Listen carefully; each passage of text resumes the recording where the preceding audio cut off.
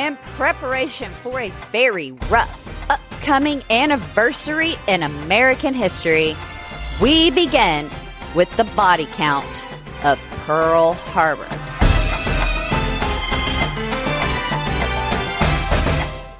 Hello, and welcome to Body Count, the podcast that examines death and disaster through the ages, because history doesn't repeat itself, but it does rhyme.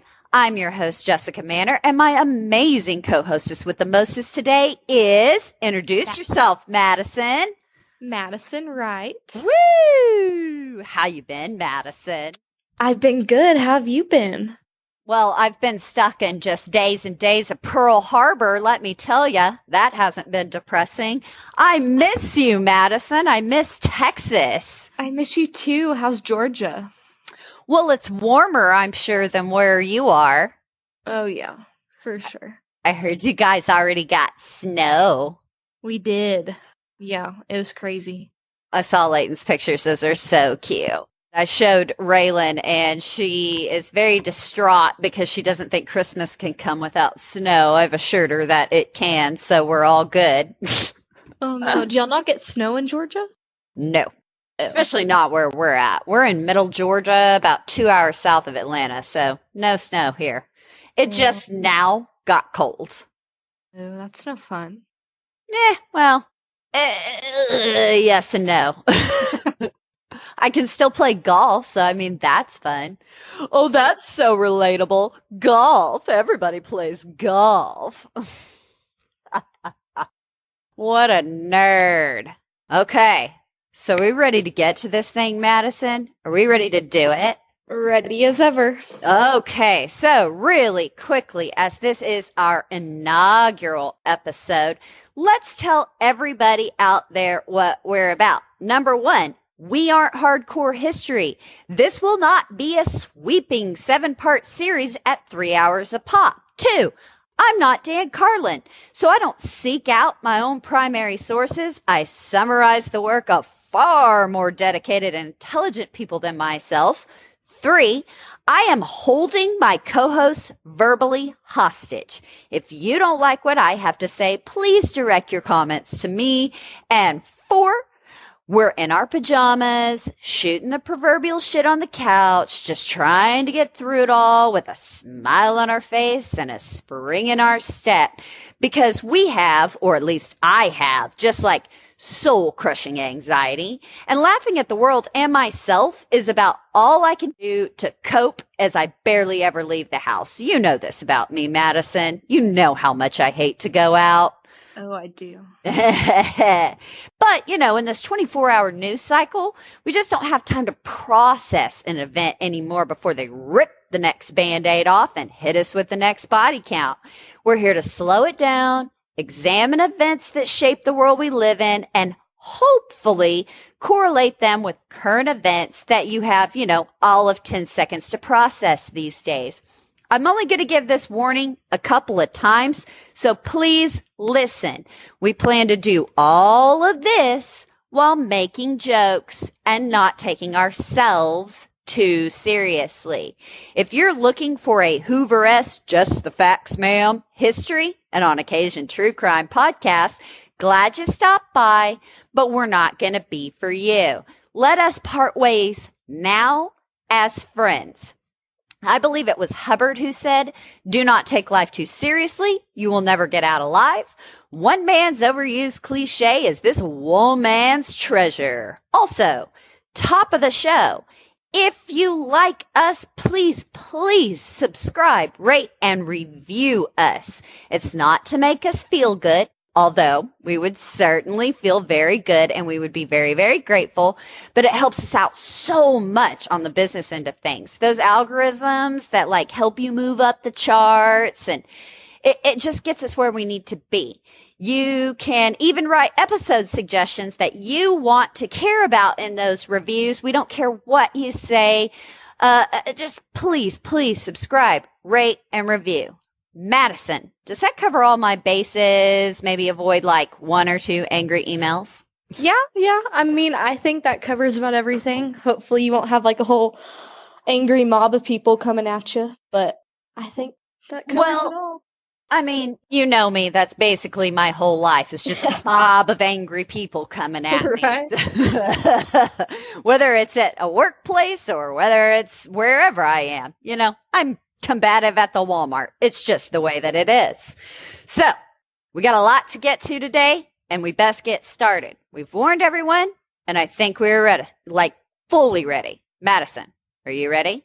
I am ready. Let's do this. Woo! In preparation for a very rough upcoming anniversary in American history, we begin with the body count of Pearl Harbor. Madison, you know what this makes me think of? What do you think of? When I used to sit at my desk and should have been working on someone's loan and instead chose to devote 3 hours to one of your history essays, which, just believe you me, the least offensive thing that occurs in any financial institution in this country on a given day. Trust me. I think we even did Pearl Harbor during one of those informal afternoon history sessions, but today we're doing it in earnest. So here we go. Are you ready for the body count of Pearl Harbor? Yes. Woo! Actually, not a woo. The body count of Pearl Harbor, 3,435 casualties, according to our Congress. No sugarcoating that. Nothing fun about it. Madison, did you know it was that many? I mean, I figured it was a few thousand, but not 3,000. That's a lot of people. I know, even me, that's surprised. So before I launch into this same story with the same fervor that the Japanese did, I have to cite my source material. I have read Sunday in Hell by Bill McWilliams, We Slept at Dawn, Pearl Harbor, and December 7th, 1941 by Donald M. Goldstein, Catherine V. Dillon, and the tireless Pearl Harbor Authority, Mr. Gordon W. Prang. And my favorite was Pearl Harbor, Final Judgment by Henry C. Clausen and Bruce Lee.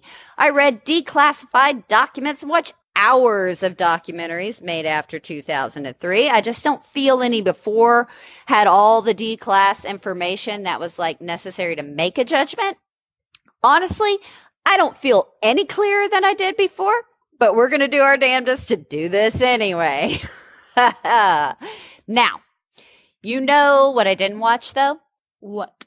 That horrible Pearl Harbor movie that somehow made an American tragedy about Josh Hartnett and Ben Affleck having a bitch fight in Hawaiian shirts over Kate Beckinsale, and somehow they all die or don't die because of Alec Baldwin. I may not be Ken Burns or Dan Carlin, but even I can do better than that. Now, let's go back to the time of George Washington. Wait, okay, seriously? No, I'm kidding. But seriously, we are not getting to actual Pearl Harbor at this first part. I started this journey saying I'm just going to tell the story of Pearl Harbor and not what got us there. But unfortunately, that's just not how history works. It's like trying to talk about Tombstone out of the context of the Old West. That and the parallels then to what was happening today are just too juicy to be ignored. Therefore, and bear with me, Madison, when George friggin' Washington left office, he warned the U.S. about getting entangled in foreign affairs and conflicts, and the United States took that shit to heart. Isolationism, as this policy of avoiding the political affairs of the rest of the world came to be called, was the bread and butter of American foreign policy for a very long time. That is, until a series of conflicts rocked the world for the first part of the 20th century and globalism became an inevitability.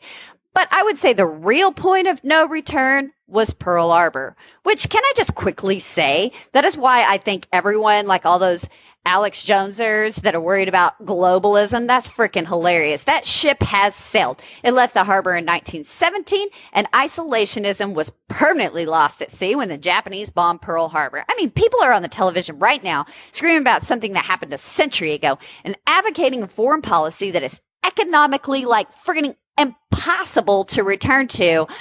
Okay. So what does this have to do with Pearl Harbor? Well, technically nothing, Madison. That's a very good point.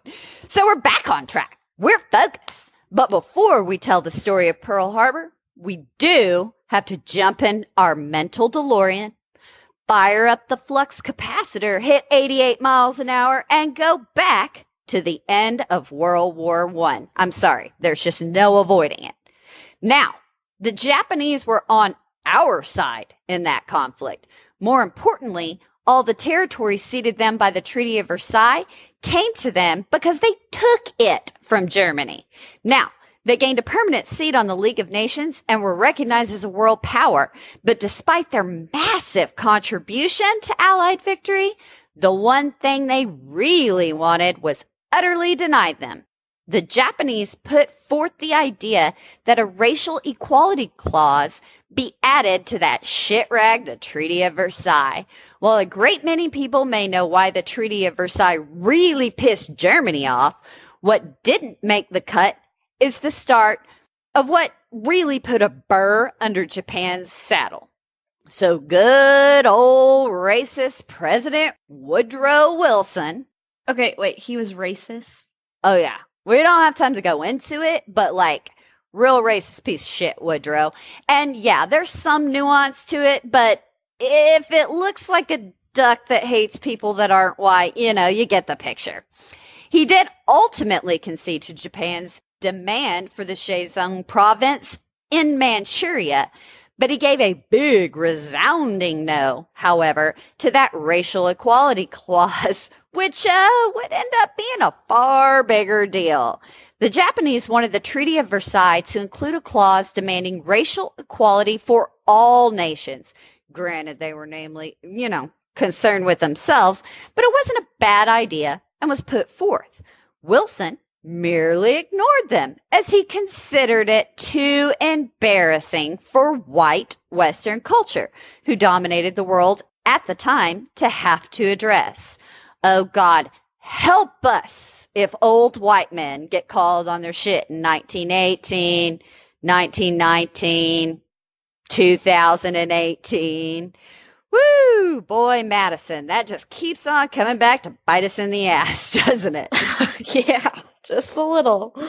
No racial tensions to this day. Good God. So no one would accept the Japanese created concept of racial equality as something that should begin to permeate world politics. And that should have been the first sign of what was coming. But as with all things Treaty of Versailles, it was just a series of screw up after screw up, and that was the very first concerning Japan. Remember, we're not getting into Germany here. We are on the road to Pearl Harbor. The League of Nations, forefather of the modern United Nations, Woodrow Wilson's baby. It was a central theme of the Treaty of Versailles, a place where all the nations of the world would meet, discuss, peaceful solutions could be achieved, yada, yada. However, it had some central themes that were considered outrageous to the still very isolationist-minded American people. I mean, after all, Wilson was attempting to circumvent a foreign policy stance that this country had held since the time of Washington and Jefferson. More troubling still was the idea that the League of Nations could do things like order the deployment of U.S. troops into international conflict, which was unconstitutional. More baffling still to President Wilson was the fact that reactionary conservatives of the opposite party with America First policies, yeah, it's not a new idea, it's actually a very old one, found common ground against him with liberals of his own party who saw the League of Nations as a vehicle to be steered by hyper-imperialist nations like Britain and France, even though they weren't fans of imperialism, which, based on what was about to happen down the road was probably a pretty good stance to take. In something we can't comprehend today, the fight against the ratification of the Treaty of Versailles and the League of Nations was a bipartisan effort. And Woodrow Wilson's brainchild was squarely in the crosshairs. Not that the opposition was completely against the League of Nations, but they couldn't see their way to voting yes in its current state. You following so far? Yeah, I'm following. Okay, good. I mean, if I get preachy or off track, center me. Oh, I will. You got to kick that soapbox out from under me, Madison. You know how I get. But Wilson, who was at the time growing progressively more ill, took it in his head that he was not going to compromise. It was all or nothing, which that doesn't sound familiar or applicable to anything going on today, does it? Not at all. No, not at all. Unfortunately for Wilson, that old racist bastard, he suffered a stroke and missed the vote for ratification. His unwillingness to compromise, staunchly opposing any change to the League and the treaty, and perhaps that was a symptom of his illness he hid from both his party and the public, lost him the 2/3 vote he needed for ratification of the treaty and the League. And he was followed by President Harding, who promised that the wishes of foreign powers would have no bearing on the actions of the United States. This, effectively, for a time, put an end to Wilson's internationalism. Who knows how things might have turned out had the United States joined the League of Nations. Either way, American foreign policy favored once more isolationism until December 7th, 1941. Okay, same page still? Same page. Still following. Yay! Good for me. I'm so proud of myself. So, First World War brought about some absolutely crazy shit the world had never seen. Namely, weapons no one could have imagined just a couple of decades before. Dreadnoughts, aka big-ass destroyer battleships, mortars, railguns, machine guns, chemical weapons, and most importantly, airplanes. I mean, it was freaking bonkers, and everyone was in a big hurry to make and hoard as much of it as they could in case shit got real again, which the Treaty of Versailles virtually guaranteed that it would.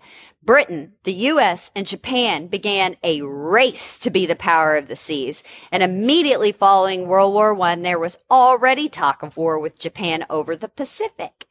A special report from the Navy at the time argued that Japan was arming quickly, hyper-friggin' aggressive, and seeking political domination in the Far East. When you're wandering around screaming, America first, everyone else is basically, forced to follow suit. Which, again, echoes of today. Okay, don't get sidetracked here. You're right. That's why you're here, keeping me on. So here's America saying no more imperialism, peace, no more expansion. But that's easy to say when you already got yours, right? I mean, Japan was a tiny island nation with a big population, few raw materials. They were late to the power imperialism game, so they began to kind of debate pretty hotly as to whether they were being taken for a ride by the Western powers. Japan didn't feel as imperialistically satiated as, say, the West, and began to feel they need not, maybe follow the rules the West made. After all, Western powers had all but laughed when they're being considered racially equal, came up at Versailles negotiations and kicked that on out the door. And please don't get it twisted. I'm not on Japan's side later, but right now they've got a point. As America had taken a big shit on the League of Nations and thus like a collective world security force, for good reason if Wilson wasn't going to compromise on those issues that were unconstitutional, disarmament was our only way forward to try and limit an arms race. And, I mean, who are we kidding? When you're churning out death machines as fast as you can put them together on all sides, everyone's going to start getting a little edgy. feeling a bit hostile. America calls a world disarmament conference to try and limit who could churn out what. In the end, Japan, Britain, and the U.S. reached a deal. However, it was to the disadvantage of the Japanese, whom the U.S. and Britain contended had one ocean to worry about, while they had two. It was also at this time that all three nations discovered the answer to the dreadnought was the airplane, and no one was quicker to realize the advantage of the plane and the bombs they could drop than the Japanese, who had been hobbled by the West when it came to naval power in terms of what they could build in any case. Therefore, the arms limitation agreement only limited the building of the destroyer, and thus the superpowers of the world merely adapted, building aircraft carriers, submarines, and the Washington Disarmament Conference said and did nothing about land armies and their accompanying weaponry. While the world breathed, a little easier publicly, under the surface, tensions were continuing to rise. Limiting the old ways of war meant everyone was collectively developing newer, much scarier death machines. And the younger generation of Japanese were getting more resentful, and the West is feeling falsely secure and enjoying the roaring 20s. All right, any questions, Madison? I'm trying to check in because if we're on the same page, our listeners probably are, and I am jumping around a little historically right now, but I'm trying to create the context. We good? Yeah, I think we're good. We're on the same page. Okay, good. Got to keep checking in. If we are, our listeners are. So, it's now the 1920s, and America collectively loses its fucking mind for some reason. I'm going to blame it on the fact that Democratic President Wilson had begun in earnest segregation all over again to ease, quote, tension.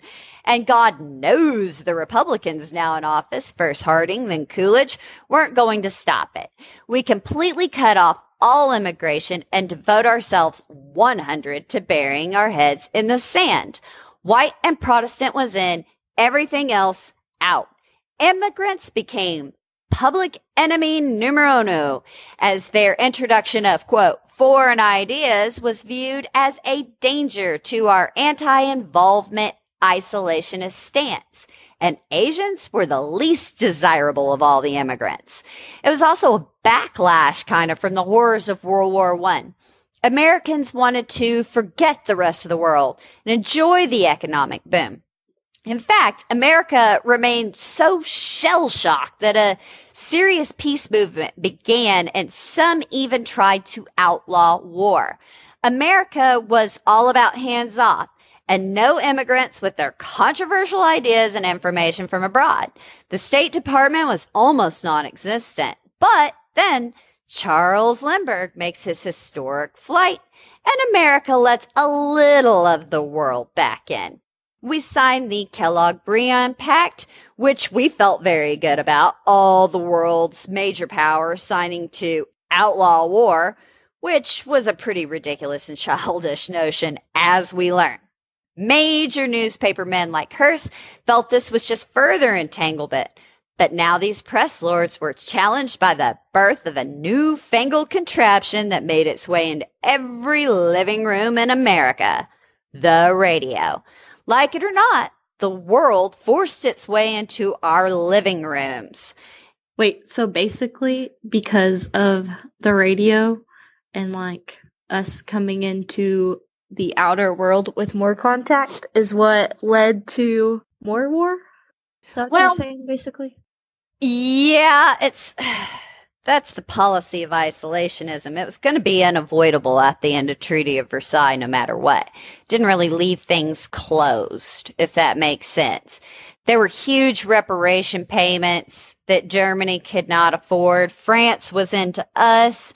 France had to get the money from Germany. And then we took everything that the Japanese, it was just all a suck option. But whereas we could remain isolationists when all of our news just came from, newspapers. Uh-huh. Once the radio comes into the living room, then you're getting broadcasts from Germany. You're getting broadcasts from Britain. They can't just get their news from a William Randolph Hearst and newspapers. Like it or not, the world forced its way into our living rooms, and now foreign policy was subject to public opinion, which even then wasn't exactly well informed. And I mean, America thought shutting out immigrants who built this country, BT dubs, you assholes, we're all immigrants, kept us from the world, and signing a piece of paper would stop all wars forever. Not exactly a bunch of geniuses. Woo! Madison, this all sounds very historically rhymey. America first. Shut out the world. Immigrants are our enemies. Based on what happens a few years later in this story, I sincerely hope I'm wrong about what's going on now. Now, Madison, do you remember from our impromptu lessons what happened in October of 1929? Well, basically, didn't the market crash and then the Great Depression started? Woo! Correct.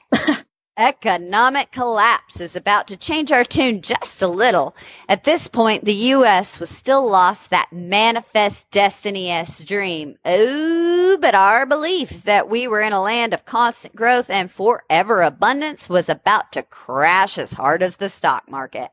After all, the Depression was worldwide, and our collapse was their collapse, and so on and so forth. And poor old Herbert Hoover is inaugurated in 29. America has its first president in a while interested in international affairs. The Kellogg-Briand Pact, all that's going on. Everybody's feeling really good about themselves. What they were neglecting was the fact that America had gone from zero to wartime production in about 2.5 seconds. And they continued this crazy output in every sector, even after the war, until the armistice put the sudden brakes on. Well, now we've got a flooded market and nowhere to go, blah, blah, cue the Depression. Now, how does this affect foreign policy? America says, we have a shitstorm of our own brewing and we don't need foreign powers like importing their own depressions caused by the same thing. So begins the time of tariffs, again echoes of today, and international tariff wars kick off in earnest. Japan, remember, was late to the game and doesn't have access to a lot of raw material as their expansionist efforts were seriously curtailed by the now anti-imperialist West. Japan was still behind as a result, with the Depression and tariffs hitting the still largely agricultural Japan harder than Tristan cheating on Chloe hit me. Girl, don't even get me started. Oh, I just watched OMG. I just watched the new episode from Sunday today. Agricultural prices the world over fell to half what they had been. These tariff restrictions extend to the empires of the West as well. And as we've established, these Western powers have no problem being a bunch of racist bastards. So who do you think they shut out first, Madison? Japan. Ding, ding, ding! Madison, you've won the showcase, which is full of old, nasty, obscenely rich men and racism, which nobody really wants anyway. Without the Depression, I might even contend that expansionism wouldn't have become an obsession of the Japanese. You get fucked without so much as a kiss that hard by the West, you're probably going to make sure you get yours, i.e. new territory with lots of raw material to avoid such a situation ever again. And that obsession with expansionism is born from the Depression, and expansionism is eventually what leads to one hell of a conflict, especially with the United States, who stands right in the way of some of that prime real estate Japan is eyeing. Now, back to America quickly. Instead of seeing what a bunch of idiots we had been, what do? We blame our lack of prosperity on our past entanglement in the war. After all, the Vietnamese banks were the first to go down, and in a way, isolationism becomes even more desirable. And then others just took a piss on capitalism altogether, and socialist ideas really get a foothold. Now, back to Japan. Obviously, the West has a lot of problems, and we are pretty self-absorbed at this point in the 30s. With good reason, unemployment numbers in America alone had reached 12 million. Remember, if we were in a bad way, Japan was worse. More importantly, they knew the West didn't have the time or really care to check their aggression and expansion. So the poor old Chinese made the mistake of boycotting Japanese goods, so the Japanese attacked Shanghai. They need raw materials, and they were going to take it. And the West was in no position to even get to that side of the world to stop them. We were just too paralyzed by the Depression. However, as the Depression rolled on, Americans began to understand that the time of complete national self-sufficiency was just over, at least in an economic sense. But even knowing that, America still resisted looking outward. Okay, Madison, we're all caught up. And again, I know I'm jumping around right now quite a bit in history, but we have to set the stage. So you stepping in what I'm dropping? Smelling what I'm cooking? Sure am. Good. Because I can get a little crazy. I get a little preachy. Oh, yeah, I know. You listened to it for 3 hours at a time across the desk. Sure did. Woo!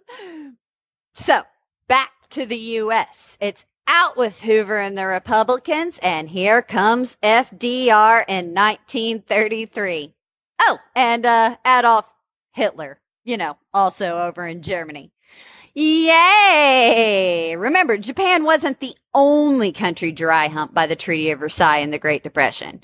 And while Hitler was a dynamic mofo who promised to feed a hungry Germany, and the same can be said of Franklin Roosevelt's promise to America, and both did come through, granted one did it democratically and the other with authoritarianism, but slowly but surely America and Germany got off their asses. And so did Japan. Desperate times call for desperate measures. America looked inward to fix her butterface economy, and Germany and Japan looked out, seeking to make up that economic disparity with new territory. Now, America didn't understand Japanese culture, and we didn't really want to, in all honesty. Despite the rise of a flourishing Japanese culture and access to it thanks to new things called newsreels, we ridiculed everything from their way of life to their belief system. They were second-class citizens in the American worldview, and we didn't care or attempt to understand their need for expansion from a grouping of tiny, overpopulated islands. The U.S. supported the presence of Western imperialists in Japan's backyard and denied Japan's opinion that they, 1, could drive them out, and 2, had the right to do so. While the Japanese made every effort to understand our stance, we cared very little about theirs. Small wonder, our two cultures were essentially polar opposites. Japan, too, had made a habit of isolationism until the mid-1800s when American Commodore Perry, using his weapons and warships, forced a provision and trade agreement with Japan. Japan could hardly fail to notice when we quashed the shit out of the entire Spanish fleet in Manila Bay during the Spanish-American War, taking for ourselves the Philippines, Guam, Hawaii, Pago Pago, the Wake Islands, etc. And maybe that's where the resentment began. I mean, who knows? But the Japanese did not vote yes to Proposition America's Eyes on the Far East. We'll put it that way. And then comes Teddy Roosevelt with his big stick diplomacy. He parked the Great White Fleet at Japan's door to make sure they knew America had plans to mark some territory and piss all over the Pacific. Isn't imperialism fun? And it certainly doesn't lead to any shit decades later that generation after generation has to foot the bill for. Anywho, Japan took it in her head that we were a threat for some reason, and I can't imagine why. When Japan finally made it to the world stage as a major player, they saw our empire as an impediment to building their own. Can I just say, It's kind of nice in this like one case that America is paying for her own sins and not just being lumped in with the British and the French. It's almost refreshing if it didn't end the way it did, you know? So, are we still talking about the road to Pearl Harbor? Oh, wait, that's a good point. Back on track. It wasn't actually America, though, that gave Japan her big boy imperialist pants. No, that medal goes to the good old Russians and their attempted expansion in Manchuria.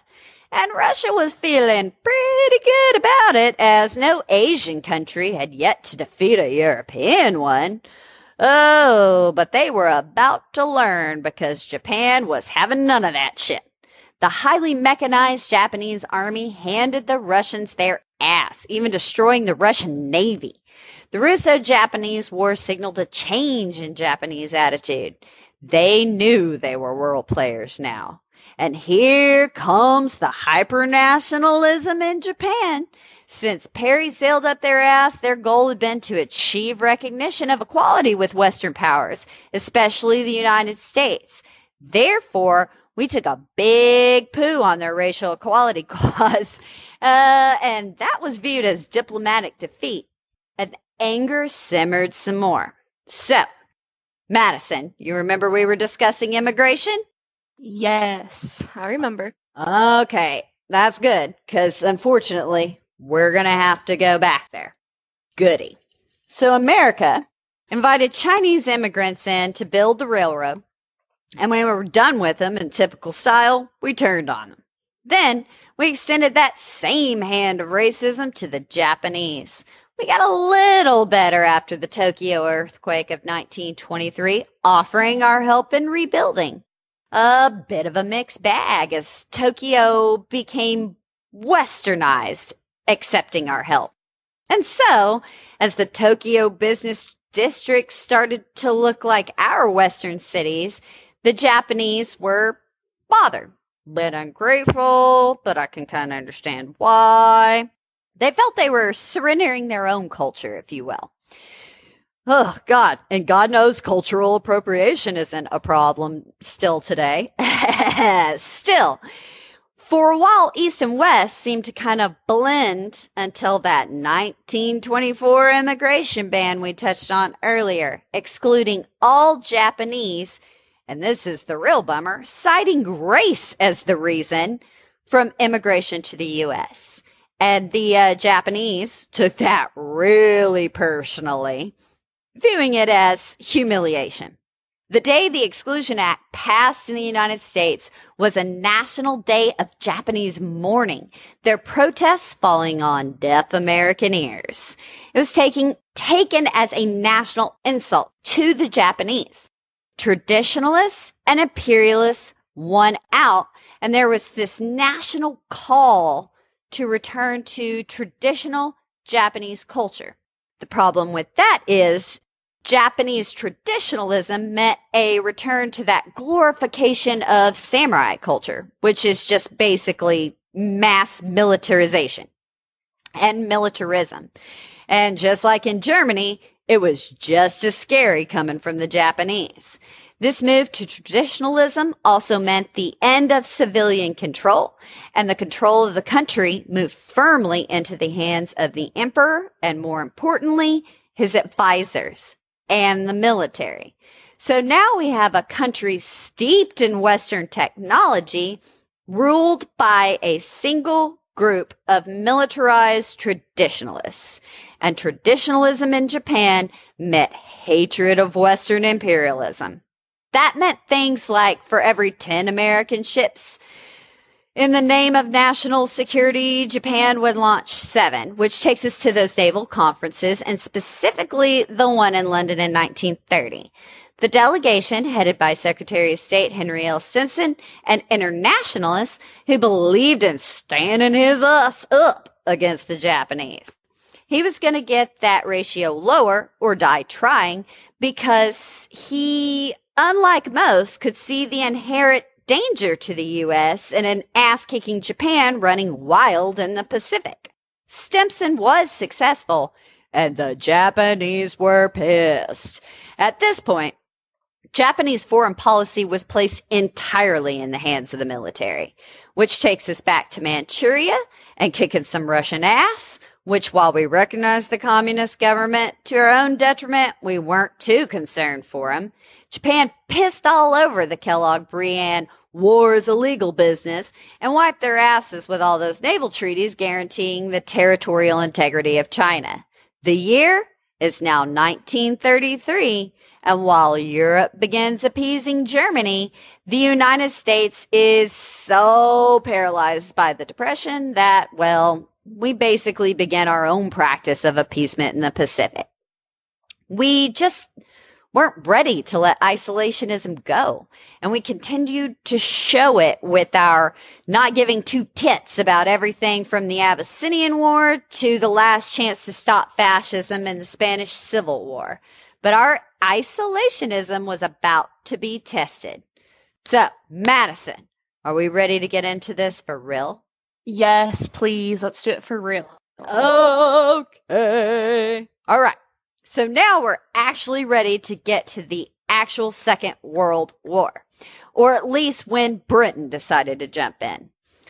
If America doesn't care about China, Ethiopia, or Spain, she's about to perk the hell up because the stolid, dependable Britain finally has enough of appeasement. Now, Hitler fancied himself a real Caesar, real Alexander the Great, a Napoleon, if you will, which, in a way, he's right on a few of those because they were also stupid enough to try and invade Russia in the middle of the winter.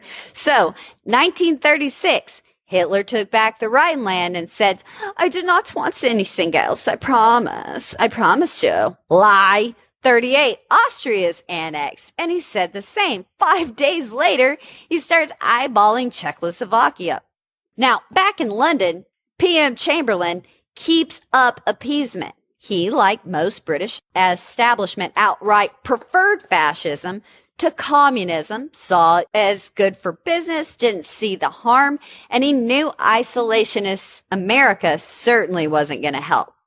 The French were also, of course they were. The French were also in the midst of another leadership squabble with no effective foreign policy leader, and this left them with little choice but Britain's choice, or rather lack of Britain's choice.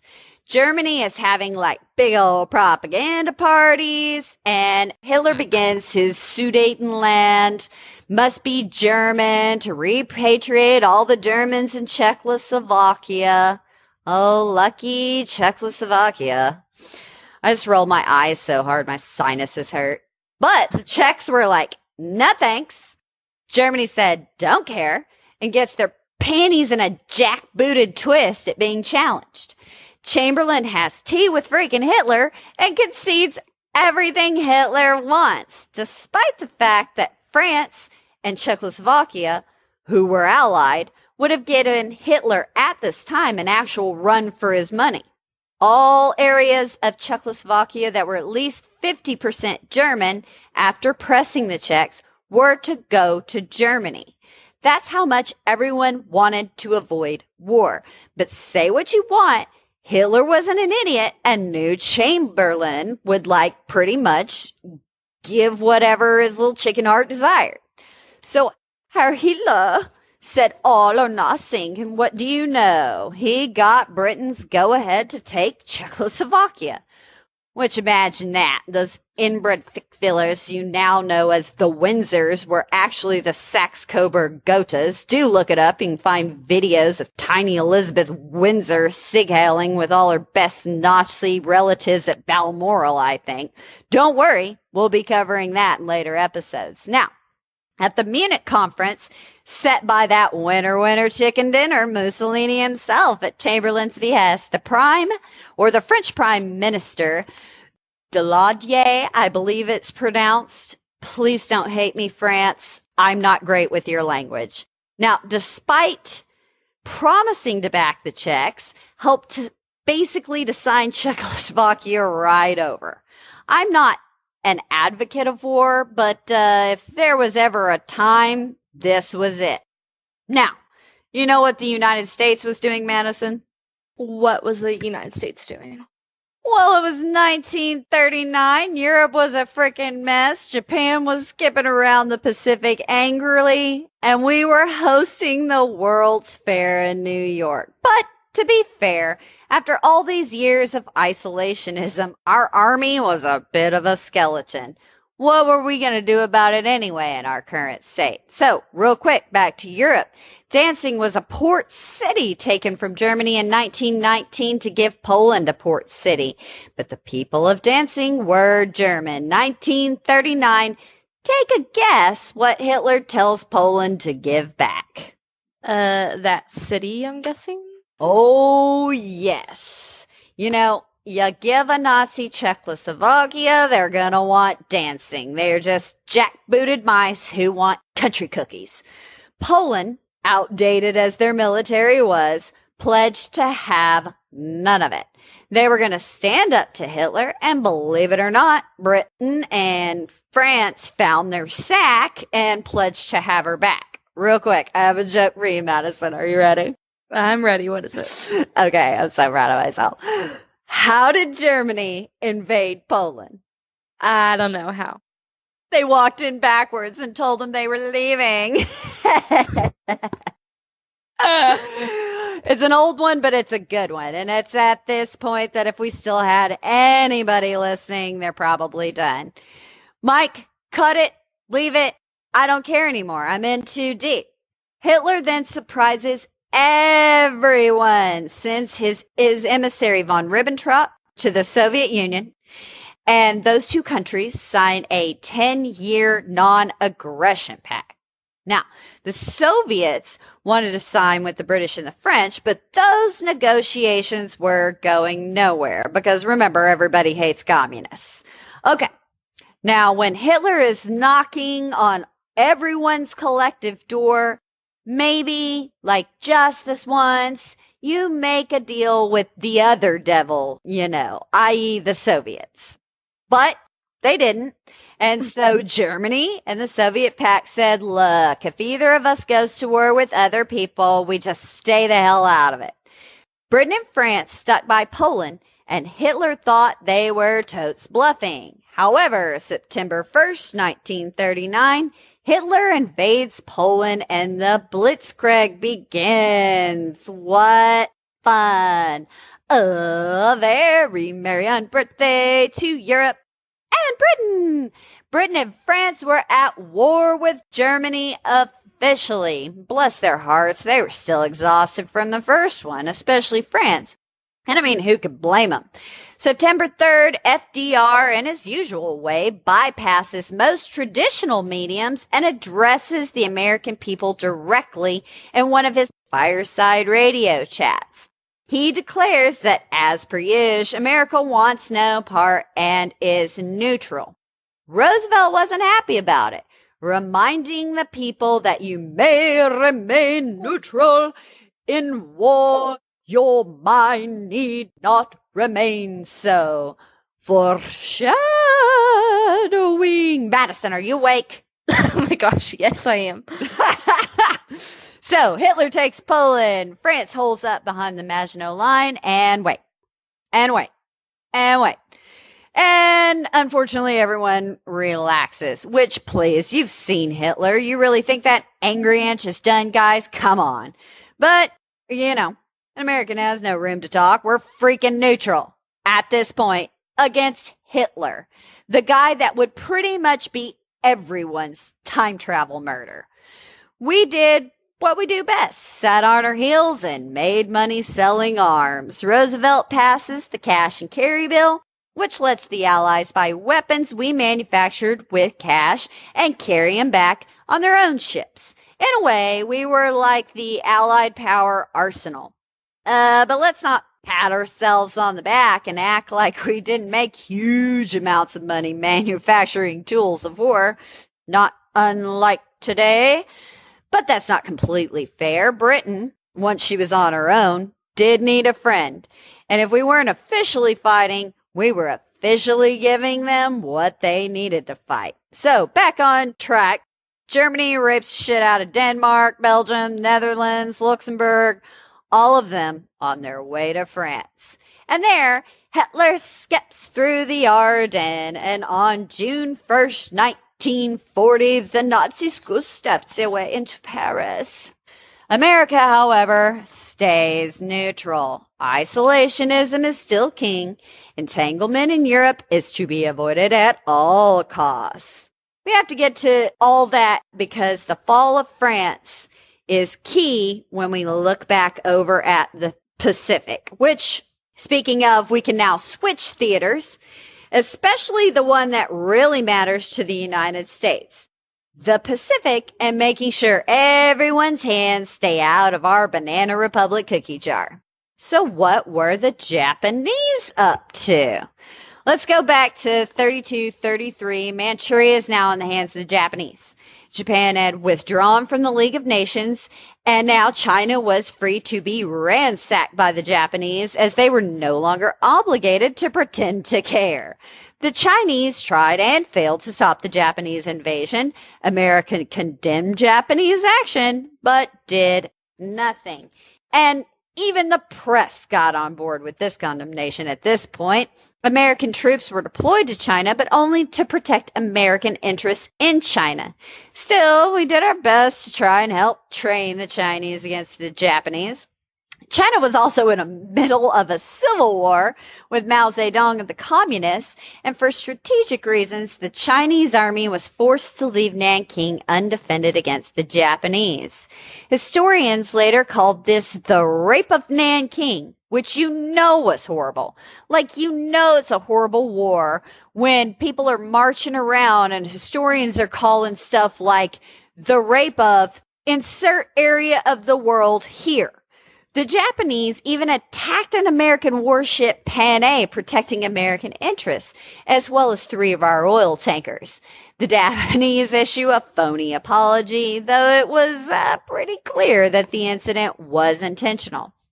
However, at this time, it was so not in the Japanese interest to attack the United States.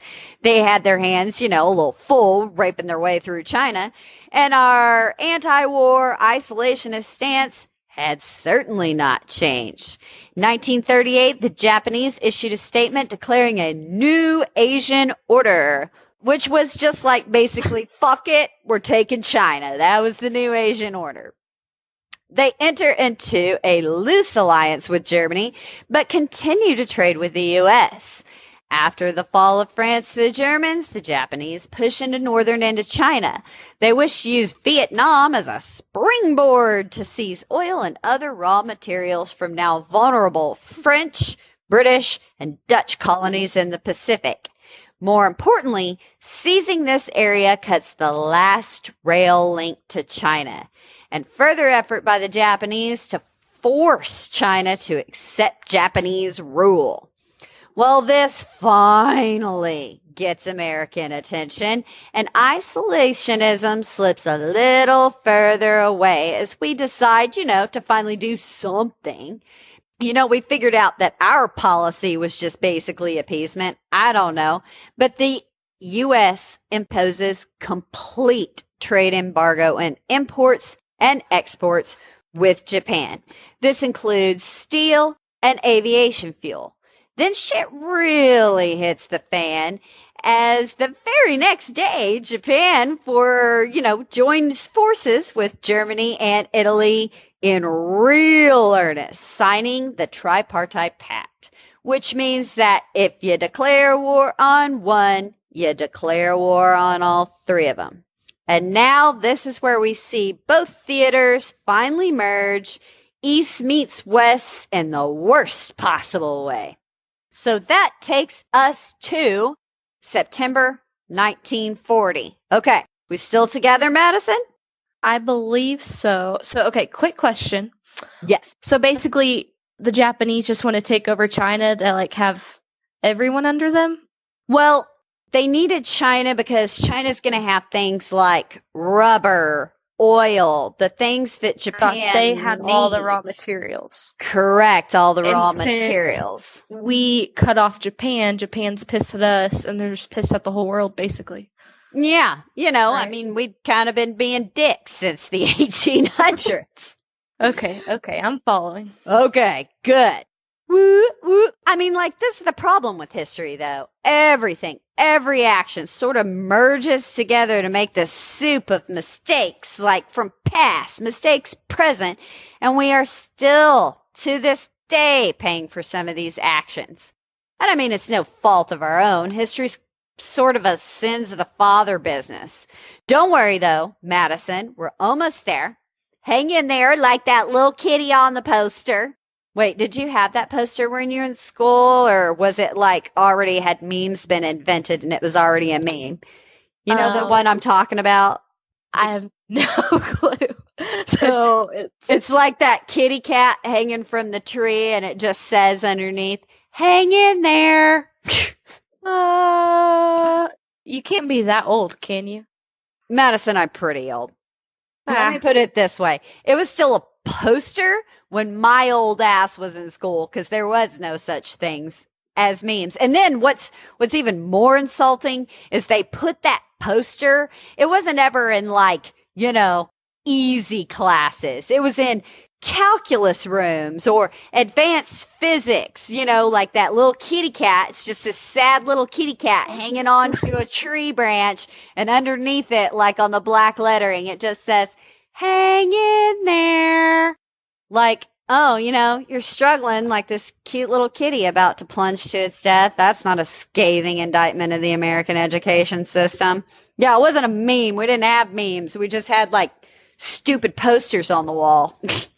Yeah, I was in none of those classes, so maybe that's why I never got to see that. Or like the pole vaulter one. There were all kinds of stupid ones. Ugh. Ugh. Okay, sidetrack. Jessica, back on track. So it's 4041, and America starts very quietly building herself an army in defense preparation. So as part of selective service, everyone kind of wanted to end up stationed at Pearl Harbor. I mean, it was considered one of the best assignments. It is Hawaii. Everyone wants to hang out and fight over all the Cape Beckinsales, So it's mid-1941, and Japan is acting on its new Asian order in the Pacific and acquiring all those little territories full of raw material, particularly oil, that it can get its hands on, especially those that used to belong to countries like France, who were currently under their Nazi allied control. By August 1st, the full embargo is in place, which reduces Japanese oil imports by 90%. And they have the stones to accuse us of economic strangulation. Well, here's an idea off the top of my head. Don't go marching around raping entire countries and, because this is capitalist America, screwing with our economic interests in China. Just an idea. Maybe don't do that. We tend to take it kind of personally. But this embargo meant Japan only had a 2-year supply of oil remaining to them. And without fuel, they would have to give up all their new acquisitions one by one if they were unable to, 1, get to them, and 2, defend their position. They had an empire now, equal in the eyes of some Western powers, or so they thought, because I mean, like, really, do we think the Nazis were going to really end up being pro-Japanese? And they were not about to give all of that up. We essentially knew that our embargo, like it or not, would leave a militarized Japan no choice but to try and take what they needed. And that, Madison, is where we end part 1 of the body count of Pearl Harbor. Oh, Madison, I swear to God, when we are done with this, if anyone ever asks me a freaking question about Pearl Harbor ever again, I'm going to like flip out, like full flip out. Because this is my life now. My mind is stuck in 1918 to like 1990 or 1942. Like, I'm not even sure that it knows that the war is over. Like, when we're done recording all this, you're going to have to be like, the war is over, Grandpa. It's over. It ended half a century ago. Are you cold? You cold, Grandpa? Oh my gosh. I know. So are you ready for part 2, when we actually talk about freaking Pearl Harbor? I am actually. I'm kind of excited for it now. Now that you got all the back history, oh God, that's what I hate. See, I promised myself I'm not going to tell everything that led into it, but then I was like, it doesn't make any sense out of context. Okay, so we finished that up. But before we go, I would like to start something where we end every episode with us feeling a little bit better. Because the things that we just talked about, pretty dark. It's time, Madison, for a little counterculture, which is just basically where we talk about something we enjoyed this week. And it can be anything you want, as long as it is positive. Do you want me to go first? I'm going to go first. Okay, you go first. Okay, so I just recently discovered this new podcast that I'm absolutely in love with. It's called Small Town Murder. If you don't like comedy and your true crime, it's not going to be for you. But if you do like comedy and your true crime, oh my God, the hosts are hilarious. So I've been cracking up just listening to episodes. And the worst part is I've been to so many of those small towns that I'm like, dear God, this is terrible. And then 2 that I have intimate connections to in my life were back to back. Eufaula, Oklahoma, where my parents have, I think, go to the lake there all the time and have a lake place they stay at and go fishing. And then Ocean Grove, New Jersey, which I dated a guy in college from there forever. I was like, you have got to be kidding me. And they're back to back. Jeez. I know. That means I need to stay the hell out of a small towns in America. God. Okay. So do you have anything that made you happy this week? Well, no good podcast other than the one that you just mentioned, but Leighton had Santa night at school tonight, and he got to meet Santa Claus and take a picture. Was he so excited? He was, and he told him that all he wanted for Christmas was slime. That's all that kids are into making these days is slime, I guess, but that's happy. I mean, wait a minute. Happy as it's going to get. What? Explain this to me. Making slime? Yeah, slime. You get glue and other things that I don't really know because I'm lazy and I just buy the kit. And then you can make galaxy slime and all that fun jazz. Like Nickelodeon slime from when we were kids? Yeah, basically. I mean, I don't know. Leighton's all about watching kids' YouTube, and basically it's just kids recording shows. Why didn't we think about that a long time ago to make money off of our kids? But anyways, they make slime. Wait a minute. There's a kids' YouTube? What the heck is a kids' YouTube? Yeah, I mean, don't have your daughter start watching it because she'll become obsessed. Really? Yeah, where have you been? Madison, I just now got an Instagram. Girl, kids make YouTube stuff? Yeah. And sometimes the parents are on it, but most of the time it's just kids. They talk about the toys that they have and show the camera the toys, or they make slime, or they just gallons of slime. And I'm like, where do you have all the stuff to make gallons of slime? But why are we not monetizing our kids then? I know. I sound like a horrible parent. But I didn't know this existed. Wow, Well, I have learned so much. Thanks, counterculture. Yeah, it's crazy. Learn how to monetize your kids. Oh my God, Madison, I miss you so much. I know, I miss you too. Oh. If you moved here, then we can make slime together. Well, apparently I'm going to have to look into this because I didn't know slime was back. Are they sliming people at Kids' Choice Awards again?